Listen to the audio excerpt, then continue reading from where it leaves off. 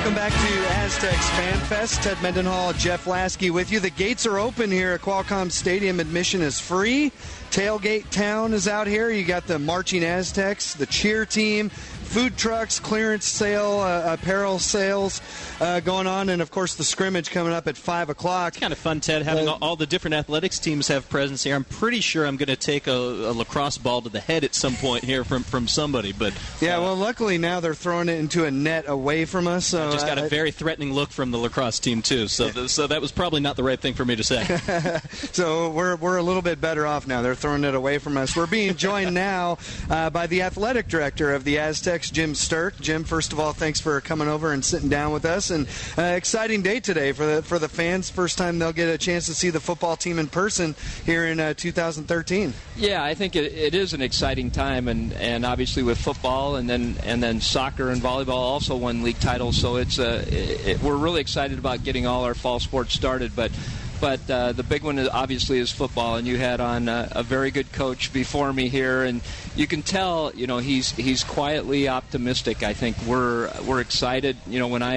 When I hired Rocky 2 years ago and 2.5 years ago, and we talked about what San Diego State could do, he felt like we could be the next TCU, be a team that makes it to a BCS game, and I think that's where he has this program headed, and obviously the last 3 years being in bowls really helps. I'm glad you led us in that direction, because I really did want to ask about the idea of building a program. It's one thing to have a really good year or a couple of real marquee wins, but you really get a sense that this has been building over the last few years. So where is this program at now, and what's the next step then in continuing that building?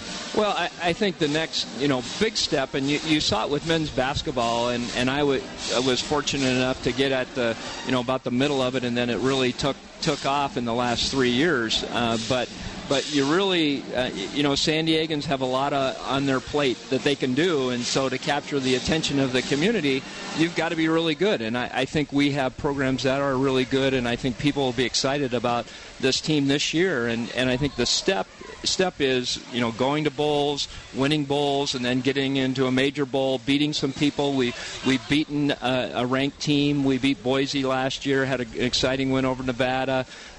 We had a win against a Pac-12 school in Washington State, and so we've done those kinds of things, and now, taking it another step, and we've got a very tough schedule. We've got 6 teams that were in bowls last year, and so it'll be tough to match our record, but we're probably going to be a better team than last year. I know scheduling gets done well in advance when you're looking at non-conference. I know you've got games scheduled for the next 4 or 5 years, but can we look at having opponents like an Ohio State, like an Oregon State, as a sign of where you think this program is at? Well, we at least want to have one of those a year, and really because the Mountain West has grown and the WAC has disappeared, we have all those teams now in our league, and we can't schedule them non-conference. And so in the West, there's really not a whole lot of opponents that we can schedule, so we're doing some one-offs like that. You saw Penn State in 15 or so. But we have some home-and-homes with Pac-10s going the next 6 or 8 years where we have Oregon State, where we go up there next year, and then I think it's Arizona State or Cal where we start a series, and we're talking to UCLA. And so I think there's some good games that we'll have in there, but you also want to have those games that we're favored to win, too. So you want to have a balance. And so we have a very tough league, and it'll be tough to get out of our league. So you don't want to be beat up going in. Yeah, and to that point, with Penn State, as you mentioned, in 2015, a few years ago, this was something that you guys tried to get away from and try to schedule more quote-unquote winnable games. I think it does show a sign of the ascension of the program to have the confidence to schedule those kind of teams. Like you look at last year with Washington, that was a very winnable game last season. It really was, and I think if our team that we had at the end of the year versus the first game of the year, it would have been a little bit different story with that game. I think, as Rocky said, our line was developing, our offense was developing, and I think we have a mature group coming back with 17 starters coming back.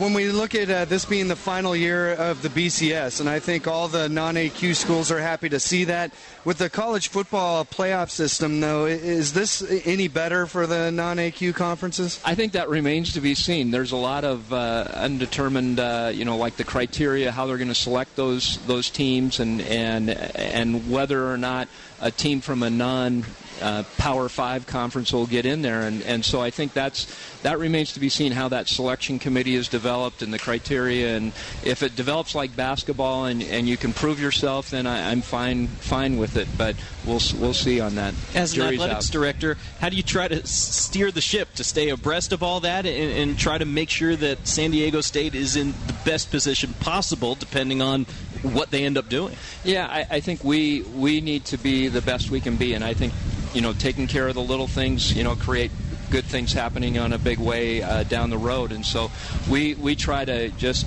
focus on creating a great student-athlete experience by athletically and academic success and personal development, and our coaches really care about the kids, and I think that shows the kind of kids that they can attract here and that want to come here. And obviously San Diego has a little bit of a pull, being the location we're at. So I think all those things, packaged together, put us in a powerful position to do well. Aztecs Athletic Director Jim Sterk joining us here on the Mighty 1090. Obviously, it was a roller coaster ride last year with conference realignment. You're going to the Big East at the 11th hour. You end up staying in the Mountain West. I know that you're happy about that. Where does that stand now in terms of, is this going to start settling down? Are we eventually going to see that super conference that everybody's talking about? If you look in your crystal ball, how do you see this settling down or continuing in the future? Well, I think it has settled down some. You saw like an ACC have all their 14 members assign their TV rights, so there's not going to be defections from that. The Big Ten, they may cause something else to happen. They're the ones that caused it to happen in November, December last year by grabbing Maryland and Rutgers, and then everyone kind of thought it was set for a little bit, and then it blew up again. But you may see that, but I think from the conference commissioners that I know, they want things to, let's just settle down and let's focus and be the best we can be. You might see a Big 12, expand. They're only at 10, so they may decide that they want to have a football playoff game. And really, as far as the mega conferences, those are kind of already created. They've done that, and they've negotiated their monster TV deals that are 25 times more lucrative than what we have in the Mountain West. They're 25 million versus our million that we get. So there's a big difference there, but I think we have an opportunity to be successful. We're in a great market. We're in an attractive place, and actually I just got an email. CBS is interested in setting up some game down the road in 15 where they have put it on a larger scale, maybe a neutral site. And so San Diego State is an attractive opponent for people, and we want to be we want to play into that and be successful and play on a national stage. Yeah, how do you think the conference will shape up this year with the additions of San Jose State and Utah State?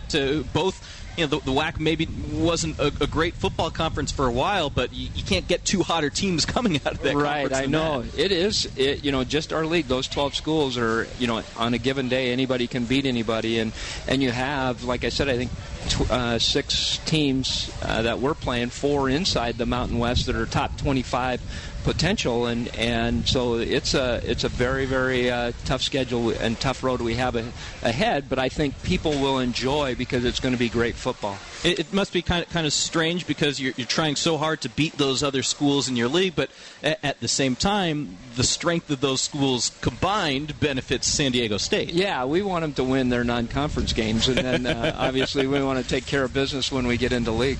I want to switch gears on you for a moment. Men's and women's basketball just released their conference schedules yesterday. Men's basketball playing their conference opener on New Year's Day at Colorado State.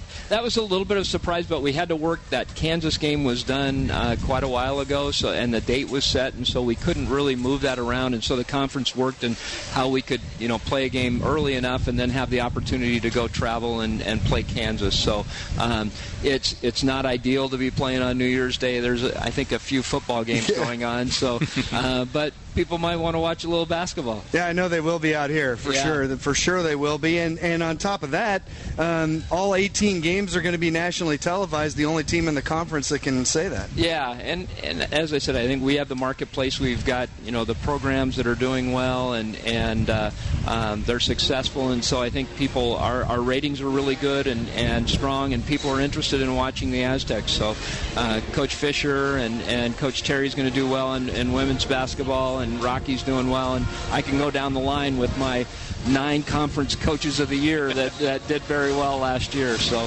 thanks. Yeah, it was a tremendous year for sure. And Jim, continued success. Thank you very much for stopping by. All right, guys. Thanks for having me. All right, Athletic Director Jim Sterk joining us here live from Fanfest.